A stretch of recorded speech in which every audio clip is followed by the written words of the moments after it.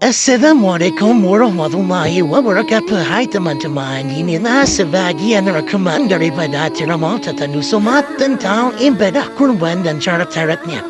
Selamat menyaksikan, jangan lupa subscribe and komen ya.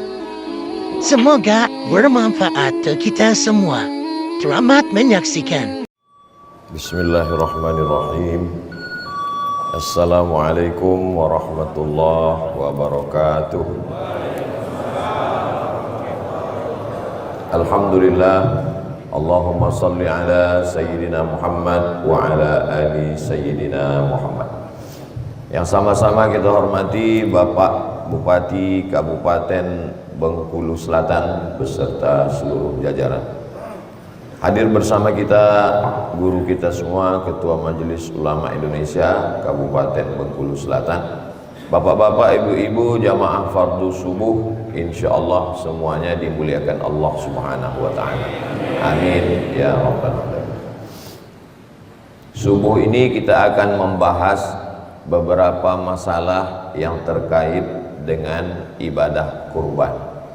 Masalah pertama, idza ra'aitum hilala dzilhijjah, kalau ada di antara kamu melihat hilal bulan Zulhijjah. Maksud hilal di sini tanggal 1 Zulhijjah yang insya Allah akan jatuh pada tanggal 8 Juni tahun 2024. Wa arada ahadukum an yudahhi, dan kamu mau berkurban, falyumsik an sya'rihi wa azfarihi, maka jangan memotong rambut dan jangan memotong kuku. Hadisnya hadis sahih, tapi masyarakat banyak yang bingung. Apakah dari tanggal 1 sampai tanggal 10 itu tidak boleh motong kuku dan motong rambut bagi yang berkurban? Karena bunyi hadisnya, falyumsik, hendaklah dia menahan diri, an sya'rihi, dari rambutnya, wa azfarihi, dan dari kukunya. Maka menurut ulama, hadis ini bukan bermakna wajib, bukan artinya wajib membiarkan rambut dan kuku, karena di awal hadis itu ada bunyi kalimat arada ahadukum an yudahi. Arada artinya mau. Siapa yang mau, siapa yang tak mau ya tidak apa-apa. Maka ulama memahami makna hadis ini hukumnya sunnat. Jadi bagi siapa yang berkurban, sunnat hukumnya tidak memotong kuku dan tidak memotong rambut, kumis, janggut, bulu badan, tidak bercukur dari tanggal 1 sampai tanggal 10. Setelah dia menyembelih kurban, barulah dia potong kumis, kalau dia mau cukur rambut atau mau memotong kuku, hukumnya sunnah. Lalu kalau ada orang yang sudah daftar kurban, tanggal 1 Zulhijjah atau tanggal 2, tanggal 3 dia pangkas atau mencukur kumis atau memotong kuku, ya tidak apa-apa, karena sunnah itu maknanya dilaksanakan berpahala. Tidak dilaksanakan ya tidak apa-apa terkait dengan potong kuku dan cukur bulu badan ini. Apa hikmahnya? Hikmahnya begini, kalau dari tanggal 1 sampai tanggal 10 itu dia tidak potong kuku dan tidak cukur bulu badan, maka otomatis selama 10 hari itu kukunya panjang. Dan kalau dia kumisan dan jenggotan, dia sudah berewok. Maka ketika selesai potong hewan kurban, dia potong kuku, dia rapikan jenggotnya, dia potong kumisnya, dia cukur rambutnya, maka setelah itu dia fresh, merasa segar secara fisik. Yang sebelumnya merasa kotor, selesai berkurban dia merasa bersih. Rasa fresh itulah yang didapatkan orang. Secara batinnya dia bersih, suci karena sudah berkurban, dan secara fisik juga dia merasakan nyaman, merasa bersih. Itulah hikmah dibalik tidak potong kuku dan tidak mencukur bulu badan dari tanggal 1 sampai tanggal 10 Zulhijjah. Dilaksanakan baik, kalau tidak mau dilaksanakan tidak apa-apa, hukumnya tidak wajib menurut para ulama. Ini masalah yang pertama. Masalah yang kedua, tentang masalah mana yang afdal antara kambing atau lembu. Maka sebagian menganggap lebih afdal kambing, kata dia. Kau menganggap kenapa lebih afdal kambing? Karena kalau lembu nanti di akhirat bertujuh naik lembu. Aku tak mau rame-rame, kata dia. Aku maunya sendiri-sendiri aja. Setelah dibahas oleh para ulama di antara kitabnya Al-Fiqhul Islami wa Adillatuh, antara kambing sama lembu tidak ada yang mengatakan lebih afdal lembu atau lebih afdal kambing. Tapi yang lebih afdal itu mana yang lebih banyak dagingnya, itulah yang paling afdal. Karena ibadah kurban itu membagi makan daging orang miskin, yatim, du'afa, jiran, tetangga, keluarga. Kalau zakat hanya fakir miskin saja. Tapi kalau kurban, jiran, tetangga, keluarga, sahabat dapat semuanya. Maka mana yang paling banyak dagingnya itu yang paling bagus. Ada namanya kambing dari Kabupaten Langkat beberapa tahun yang lalu, viral di Riau. Jadi dibeli anak kambing, dibawa ke Riau, nanti ada proses pembesaran, penggemukan. Satu ekornya sampai 200 kilo. Jadi kalau kambing sebesar itu lebih afdal daripada sapi kurus. Dan sebaliknya sapi bisa lebih afdal. Ada orang kurban 7 orang kambing kecil-kecil, kambing kacang, kambing kampung, dibandingkan dengan orang yang bertujuh berkurban satu sapi limosin. Sapi limosin yang dari Australia, satu ekornya 1 miliar, yang sekarang banyak dipotong artis-artis, itu lebih afdal 1 ekor sapi daripada 7 ekor kambing. Jadi kesimpulannya, mana yang lebih banyak dagingnya, itulah yang lebih afdal untuk dipakai berkurban. Jadi antara yang sapi dengan kambing tidak usah kelahi dalam masalah ini. Soalnya dalam beberapa musyawarah panitia ini berkelahi. Bapak Ibu, kita nanti ada kambing, ada sapi. Siapa di antara bapak yang sapi? Semua mengaku, saya sapi gitu. Mau sapi mau kambing, yang jelas yang mana yang paling banyak dagingnya. Masalah ketiga, mana yang lebih afdal, binatangnya jantan atau betina? Maka di beberapa tempat, kami dari Riau mencari lembu itu ke Sumatera Barat, ke Payakumbuh dan seterusnya. Itu harga sapi jantan lebih mahal daripada sapi betina. Kenapa begitu? Karena rata-rata jamaah mencari sapi jantan. Dan dalam fikih memang dikatakan lebih afdal kambing jantan dan sapi jantan. Mengapa lebih afdal? 2 alasan. Yang pertama, karena kalau sapi betina dipotong berkurang produksi. Jadi efeknya itu pada efek ekonomi. Bayangkan kalau sapi betina yang dikurbankan, tinggal sapi jantan, berkurang produktivitas. Sedangkan Islam ini ada namanya zakat. Zakat itu ada zakat perdagangan, ada zakat hewan, di antaranya zakat kambing dan zakat sapi.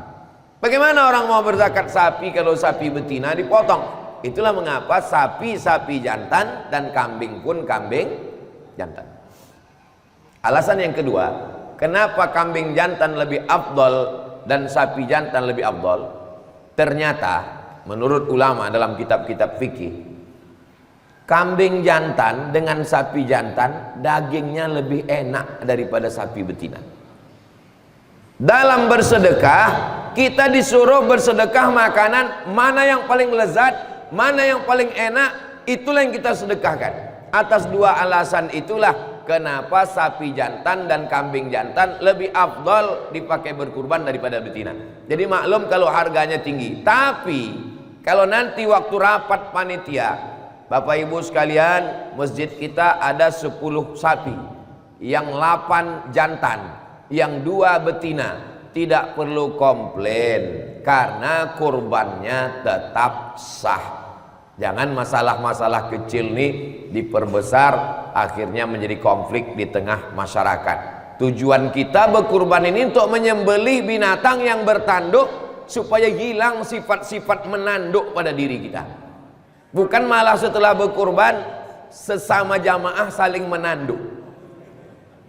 Kata kambing, aku aja tak menanduk lagi, kalian pula saling menanduk, kata dia. Nah, ini penting dipahami dengan baik. Ini hanya masalah khilafiyah yang sepele, yang remeh-temeh saja. Masalah yang keempat. Ini Ustadz tausiah ini sampai berapa masalah? Sampai masuk waktu maghrib. Di apa nama kota kita? Mana? Di mana ini maghribnya jam berapa? Saya kadang kurang percaya sama jamaah, lebih percaya saya sama Google lagi. Waktu sholat kota mana? Waktu sholat mana? Bengkulu Selatan. Sebentar ya, Bengkulu Selatan. Tak ada pula di Google. Kata dia maghribnya jam 6:02. Hah? Jam 6:06, beda-beda tipis lah. Berarti kita tausiah sampai jam 6:06. Jam 6:06 nanti kita sholat sunat isyraq 2 rakaat. Man sholat subha fi jama'atin, siapa yang sholat subuh berjamaah, setelah sholat subuh dia tidak keluar masjid, summa qa'ada yadhkurullah, duduk di masjid. Kalau ada ustadz, minta ustadz tausiah. Kalau tak ada ustadz, baca Quran. Tak bisa baca Quran, zikir. Tak bisa zikir, mati aja. Habis itu kita sholat sunat isyraq. Kapan sholat sunat isyraq? Teori ini tidak bisa dipakai di seluruh dunia. Nah, jangan dipakai di Makkah Madinah karena beda cara penghitungan. Tapi kalau untuk Indonesia bagian barat, Pulau Sumatera bisa. Tengok jam berapa maghrib. Kalau maghrib 6.30 pagi itu kita sholat. Maka tadi saya tanya jam berapa di Bengkulu Selatan? Jam 6:02 kata Google, jam 6:06 kata masyarakat. Kita ikut jam 6:06. Nanti jam 6:06 kita sholat sunat isyraq 2 rakaat. Niatnya usolli sunnatal isyraq raka'ataini lillahi ta'ala. Pahalanya kanat lahu ka ajri hajjatin wa umrah, dapat pahala seperti haji dan umrah, tamah sempurna. Tak usah berkecil hati tak bisa pergi haji dan umrah. Solat subuh berjamaah, duduk berzikir mengingat Allah sampai terbit matahari, solat sunat isyraq 2 rakaat. Mudah-mudahan kita anak cucu kita istiqomah insyaallah. Kalau sudah habis waktu tolong kasih tahu saya. Sekarang masuk pembahasan yang keempat. Waktu menyembelih kambing itu, apakah disebut nama orangnya bagi yang menyembelihkan nama orang lain, atau cukup bismillahi Allahu Akbar? Maka yang menyebut nama dalilnya hadis. Mana hadisnya? Allahumma hadza an Muhammad wa ali Muhammad. Ini kupotong untuk Muhammad dan keluarga Muhammad. Itulah dalil kalau ada nanti tukang jagal, tukang potong yang menyebut nama. Sapi nomor 1, Bapak Insinyur, Bapak AKBP, Bapak Kiai, Bapak Doktorandus, Bapak Kapten. Tapi ini tidak wajib. Jangan sampai selesai acara pemotongan pulang ibu meleleh air mata ke rumah. Ditanya suaminya, kenapa kau menangis? Namaku tak disebut. Karena pendapat kedua mengatakan, walaupun tak disebut nama, asal sudah ada dalam niat sampai dalilnya innamal a'malu binniyat wa innamal likulli imri'in ma nawa. Sudah dituliskan di dinding masjid, sapi nomor 1 niat sipulan. Di baleho juga sudah. Pas pemotongan tukang potong tak menyebut Bismillahi Allahu Akbar, maka kurbannya sah. Jadi saya membahas ini masalah-masalah yang dalam praktek di masyarakat khilafiyah, supaya kita tidak berkonflik, berkelahi. Saya tak bisa menyatukan umat, tapi insya Allah kajian-kajian kita ini menyelesaikan konflik di masyarakat, supaya antar orang yang sudah di masjid ini jangan kelahi. Kalau kita sesama di masjid yang sudah sama-sama sholat, sama-sama ngaji, sama-sama kurban, berkelahi, bertengkar, cakar-cakaran, apa kata orang luar masjid? Untung kita tak ke masjid.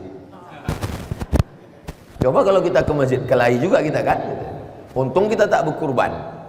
Coba kalau kita ikut berkurban, berkelahi kita kan. Nah, jadi akhirnya masjid tidak memberikan efek yang baik. Padahal masjidnya bagus, kurbannya bagus. Yang tak bagus itu orangnya. Nah, maka usahakanlah ngaji, selesaikan di dalam masjid. Kalau ada masalah tanya, fas'alu ahla dzikri in kuntum la ta'lamun. Ini tentang menyebut nama. Masalah yang kelima, waktu memotong itu kemana arah kepala sapi, kepala lembu, kepala kerbau? Menurut sunnah Nabi SAW, arah kiblat ke sana, maka kepalanya ke arah Riau. Sumatera Barat Pak Ustaz, terserahlah, mau Sumatera Utara, mau Sumatera Barat. Kepalanya ke utara, kakinya ke selatan. Ke selatan gimana ya? Tunggu dulu, bayangkan dulu peta Pulau Sumatera menghadap ke arah kiblat. Kakinya ke arah utara, Medan, Sumatera Utara, Aceh, Jambi, Riau. Kepalanya ke arah Lampung, badannya menghadap ke arah kiblat. Bismillahi Allahu Akbar, menghadap ke arah kiblat. Menghadap ke arah kiblat, Nabi SAW menginjakkan kakinya, tapi tidak dengan bertenaga keras, hanya sekedar menenangkannya saja. Lalu kemudian tangan kanannya memegang, tangan kiri memegang kepala, tangan kanan memegang pisau. Dianjurkan menyembelih sendiri. Sunnat hukumnya menyembelih sendiri. Bagaimana dengan orang yang tak sanggup menyembelih? Saya anjurkan, masih ada waktu dan kesempatan untuk buat pelatihan bersama Juleha. Ibu, nanti kalau bapak izin permisi mau jalan sama Juleha, ibu mohon izinkan. Karena Juleha ini artinya juru sembelih halal. Ketua Juleha Sumatera Selatan bersama kami sekarang namanya Al-Mukarram Ustadz Kemas Ali. Minta pelatihan ke beliau, karena banyak sekarang praktek motong ini yang tidak sesuai dengan syariat Islam. Viral video beberapa waktu yang lalu, motong kambing, sapi pakai pisau dapur yang tumpul. Menyiksa binatang tak boleh. Idza dzabhtum fa ahsinuz dzabhah. Kalau kamu menyembelih, sembelihlah dengan baik. Bagaimana menyembelih dengan baik? Falyuhidda syafratahu, pisaunya tajam. Nanti di Juleha diajarkan mengasah pisau. Setelah pisaunya tajam, ambil itu batang pisang atau kertas, bisa dipotong goloknya, barulah dipotongkan. Tidak boleh menyiksa binatang. Marah Nabi Muhammad SAW. Wa ma arsalnaka illa rahmatan lil. Bagaimana teknik menjatuhkan sapi, bagaimana teknik menjatuhkan kerbau lembu, bagaimana teknik memotong supaya binatang itu tidak tersiksa. Karena kata Nabi SAW, idza qataltum fa ahsinul qitlah. Kalau kamu membunuh, bunuh dengan baik, sekali pukul mati. Kalau kamu menyembelih, sembelih dengan baik, tajamkan pisaunya, wal yurih dzabihatahu, buat binatang itu mati tenang. Kalau binatang itu matinya tenang, darahnya mengalir, tak menggumpal dalam daging, dagingnya sehat, dagingnya crispy, renyah. Kalau binatangnya stres, banyak sekarang hari raya kurban binatang stres. Tengoklah nanti pas hari raya kurban, viral video melompat patah kaki sapi. Ada jamaah bertanya ke saya, Ustadz Somad, kami mau menyembelih sapi, sapi itu lari belum balik sampai sekarang. Siapa yang bertanggung jawab mengganti duit sapi? Saya bilang yang bertanggung jawab mengganti duit sapi panitia, bukan masjid. Masjid tak ada hubungan dengan kurban, karena akadnya adalah dari pekurban kepada panitia. Maka panitia bertanggung jawab sampai memotong. Tapi jangan gara-gara ini panitia mundur semua setelah ini. Artinya kita kawal dengan benar. Ini tentang memotong. Ada ilmunya motong ini. Tidak semua orang yang berilmu bisa motong. Tidak semua orang yang motong berilmu. Ada orang berani motong, tapi tak berilmu. Kasih golok dia potong. Begitu selesai dipotong, dibuka tali sapi, sapi tegak berdiri. Kenapa tegak? Rupanya yang putus baru urat makan. Urat napas belum putus. Urat napas kalau tak putus, urat makannya putus, darah terbuka, nampak saluran pipanya bolong, tapi napasnya belum putus, tegak sapi ke atas. Dipanggil pula ustadz membaca ruqyah. Ada orang berilmu tapi tak bertenaga. Ilmu motong tahu dia, ini mesti putus urat makan, mesti putus urat napas. Teori mantap. Begitu dipotong, nampaknya darah, dia pun pingsan. Sapi tak mati, yang motong pingsan. Heboh pula jamaah mencari ambulan untuk membawa tukang potong. Nah, maka nanti carikan khusus tukang potong yang spesialis supaya kita tidak dua kali kerja. Panitia tolong dipilih anak-anak muda yang cekatan. Orang tua walaupun bersemangat jangan kasih ikut. Mohon maaf yang sudah tua jangan tersinggung. Ini melihat fakta di masyarakat, banyak orang tua yang bersemangat kena sipak sapi sampai sekarang belum sehat. Bukan berarti orang muda tidak disipak sapi, ini ikhtiar dari kita. Masih bertongkat sampai sekarang. Maka jangan tersinggung bapak-bapak, ini saya bicara ini niat baik melihat fakta di tengah masyarakat. Pisaunya itu bukan hanya sekedar pisau, dari atas ke bawah dengan dari bawah ke atas berbeda efeknya. Nampaknya simpel sederhana. Ditarik pisau dari atas ke bawah, darahnya muncrat ke atas, mesti ditutup pakai daun pisang. Tapi kalau ditarik dari bawah ke atas, maka darahnya turun ke bawah. Jangan sampai potong berkali-kali. Dia mesti sekali tarik. Pisau itu dipegang gagangnya begini, yang tajam di sini ditarik dari bawah begini. Bismillahi Allahu Akbar. Memangnya Ustadz Somad pernah motong? Tontonlah videonya di YouTube. Buat situ, UAS motong hewan kurban 3 tahun yang lalu. Setelah itu saya tidak pernah lagi. Saya ini termasuk orang yang tak sampai hati. Saya seumur-umur tak pernah motong ayam. Disuruh mak saya dulu motong ayam, tak mau saya.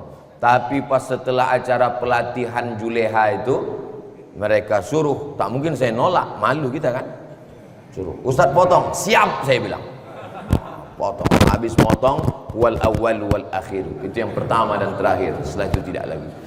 Maka sediakan khusus buat pelatihan. Kalau tak sanggup buat pelatihan, cari tukang potong yang spesialis. Dua ini mesti spesialis, jangan mendadak. Yang pertama tukang potong, yang kedua tukang kulit. Tukang potong dengan tukang kulit tidak bisa coba-coba, karena kalau coba-coba rusak daging dan rusak kulitnya, sementara kulit nanti mau dipakai banyak manfaatnya. Ini masalah yang kelima. Masalah yang keenam, setelah dipotong, apakah boleh dimakan dagingnya?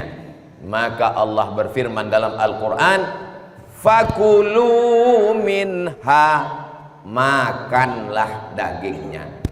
Bukan boleh, Allah menyuruh makanlah dagingnya. Kalau disuruh itu berarti wajib? Tidak wajib.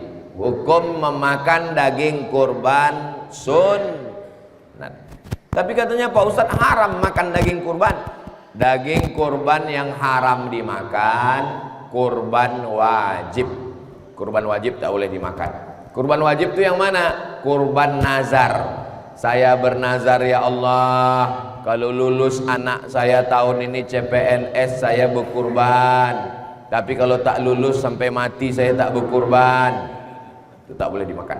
Tapi kalau kurbannya kurban sunat, maka boleh dimakan dagingnya. Berapa yang dimakan? Fakulu minha, makan sedikit saja. Apanya yang dimakan dan berapa banyak? Maka tengok Nabi, hadis Nabi SAW, akala min kabidi udhiyatihi, Nabi memakan hati hewan kurbannya.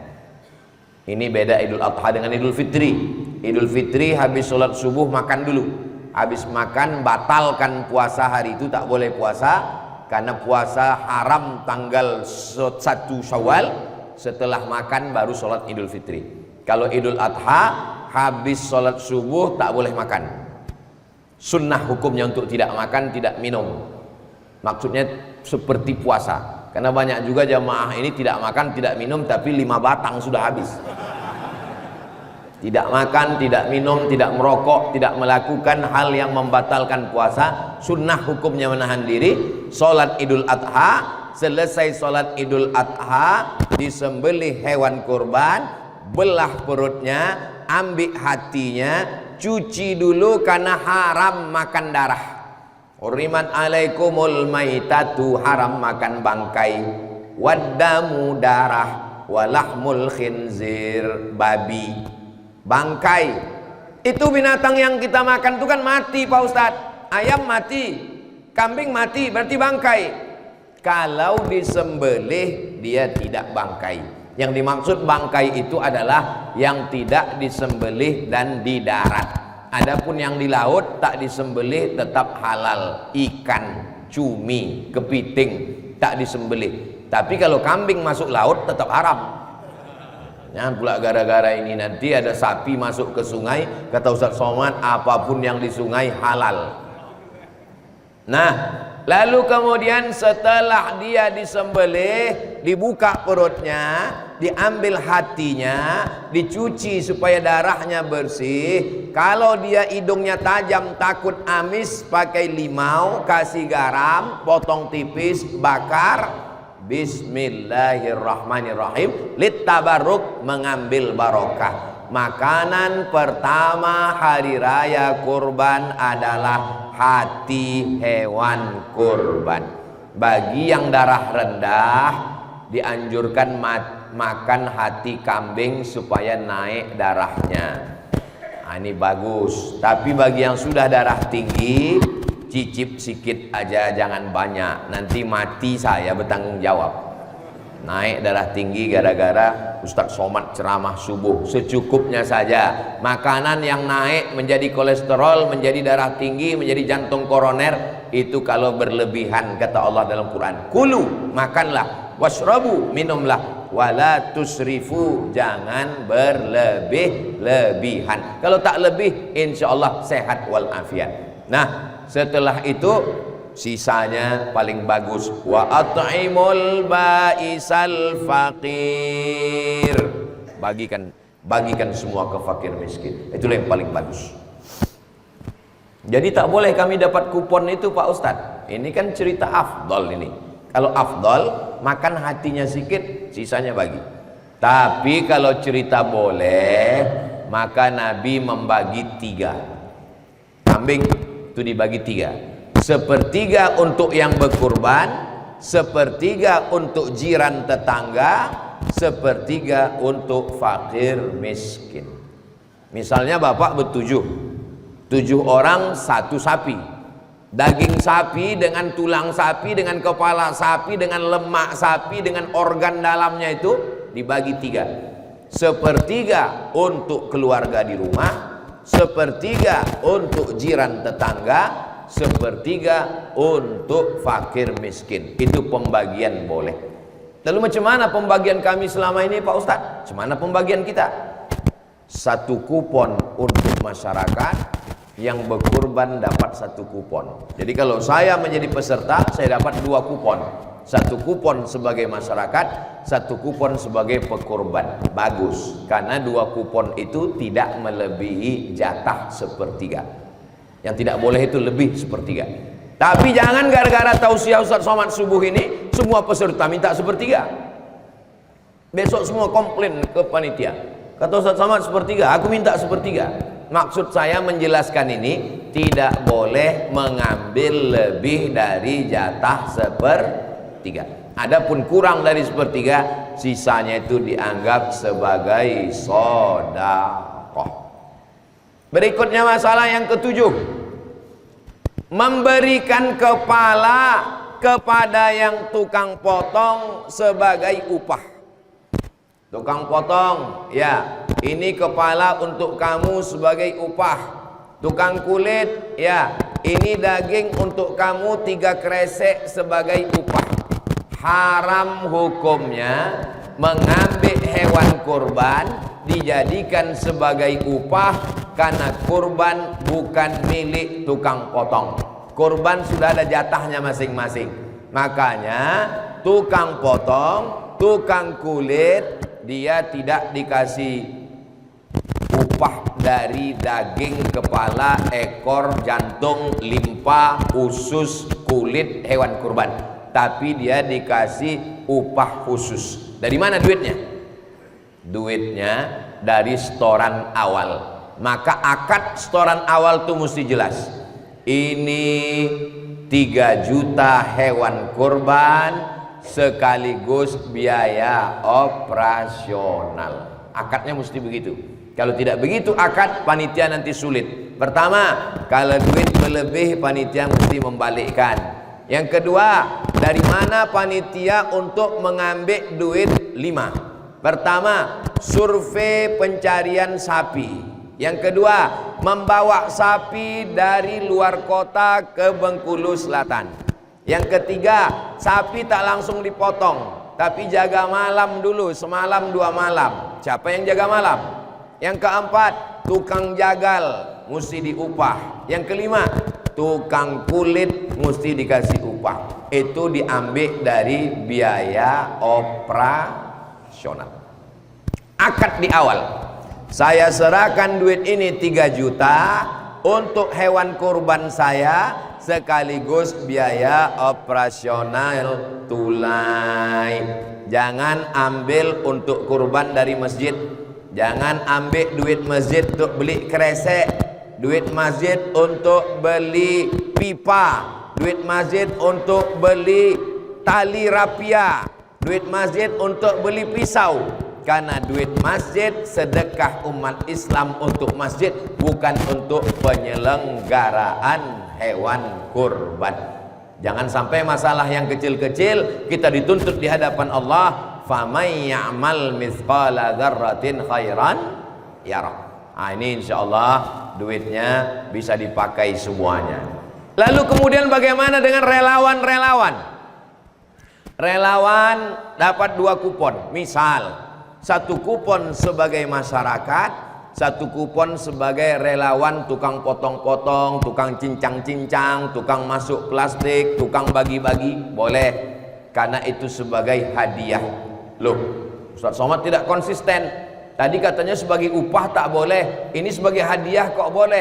Sebagai hadiah boleh, sebagai upah tak boleh. Apa beda upah sama hadiah? Hadiah dapat alhamdulillah, tak dapat tak apa-apa. Tapi kalau upah mesti dapat. Kalau tak dapat, pisau itu naik ke atas. Tukang potong dengan tukang kulit itu bukan hadiah. Tukang cincang-cincang, tukang masuk plastik, tukang bagi-bagi, itu memang relawan. Maka sebelum acara penyembelihan, relawan disadarkan dulu. Hai relawan-relawan, kalian ini memang betul relawan. Nanti kalau kurang jangan mengamuk, karena kalian tak dapat. Yang dapat upah ini cuma dua. Yang pertama tukang potong, yang kedua tukang kulit. Adapun kalian nanti kalau berlebih dapat, kalau tidak tak dapat ya. Kalau tidak nanti dia menganggap asalkan kerja dia dapat.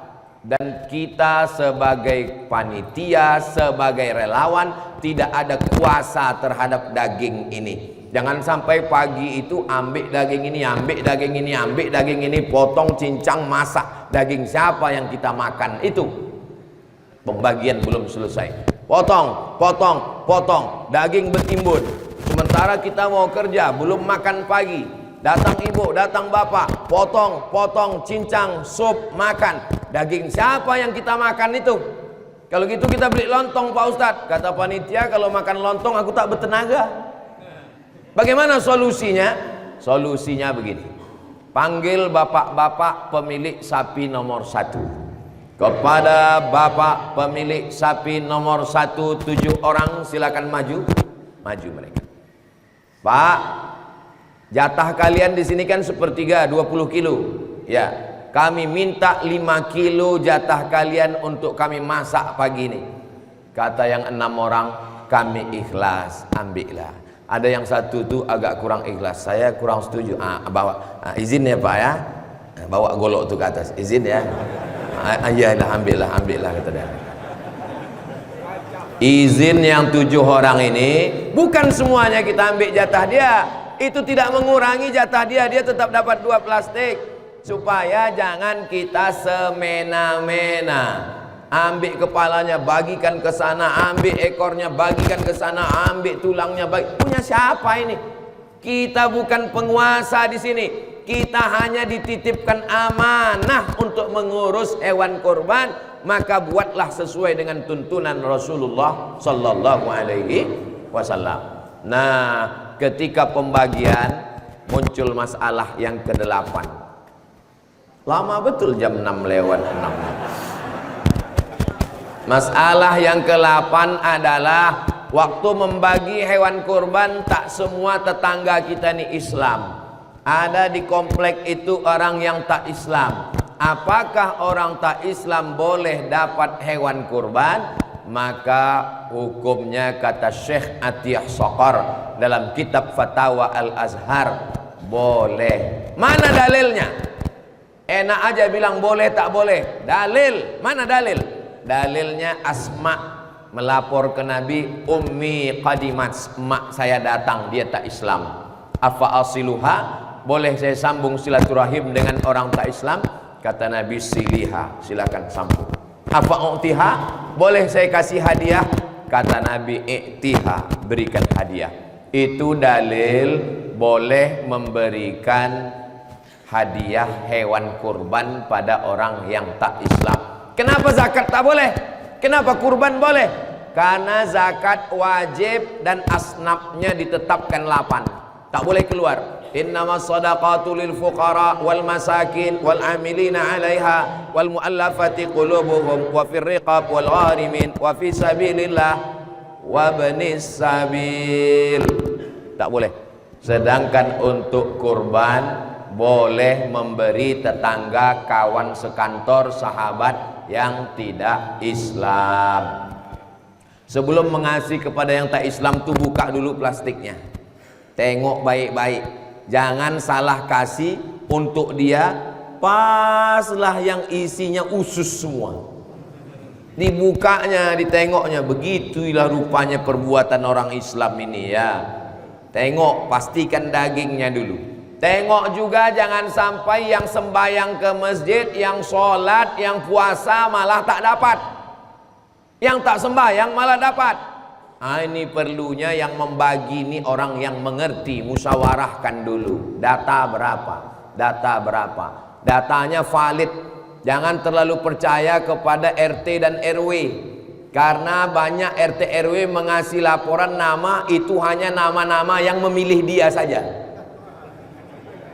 Ini tidak terjadi di Bengkulu Selatan.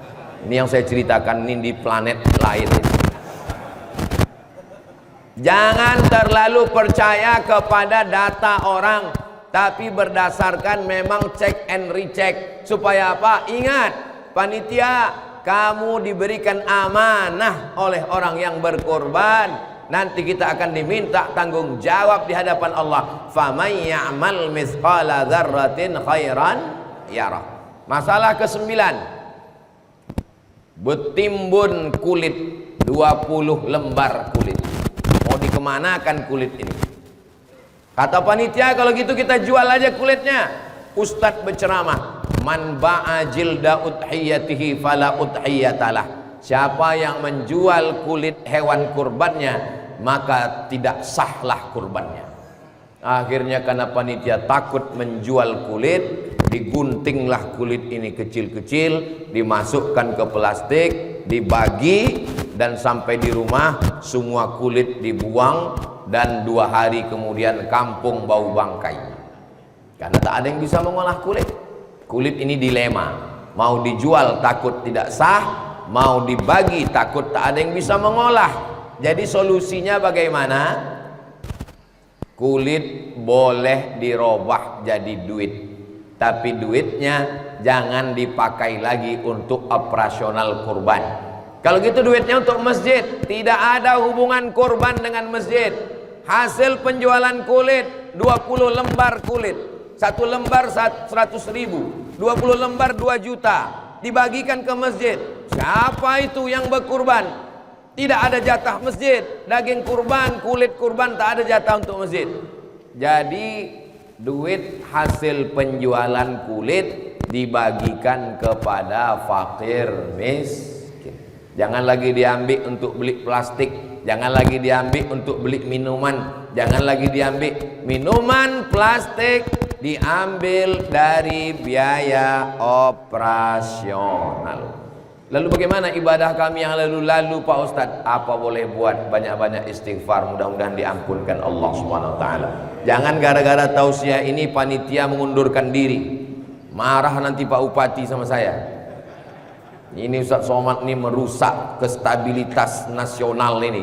Saya mau mengasih tahu, niat saya tak lain tak bukan supaya kita bersih. Kalau kita berbuat karena tak tahu, sekarang kita sudah tahu. Kalau kita sudah tahu, kita amalkan. Jadi makna tak boleh menjual kulit itu maksudnya mengambil manfaat secara materi. Adapun setelah dirobah dari kulit menjadi duit, duitnya dibagikan lagi daripada terbuang mubazir, maka hukumnya boleh. Masa di Bengkulu Selatan tak ada yang pandai mengolah kulit? Cari itu, www.kulit.com. Robah. Berapa kalian mau beli kulit ini?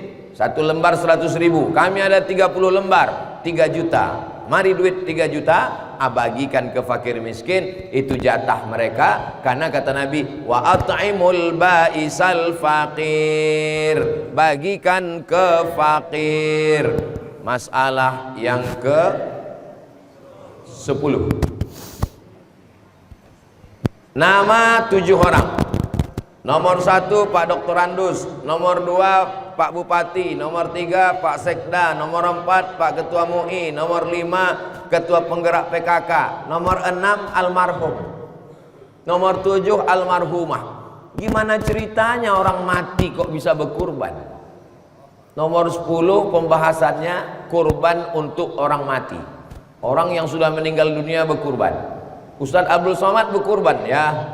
Saya, istri saya, anak saya, Sami Ahmad Misbahi Billah, Mizian Hazik Abillah, Sami Ahmad Misbahi Billah.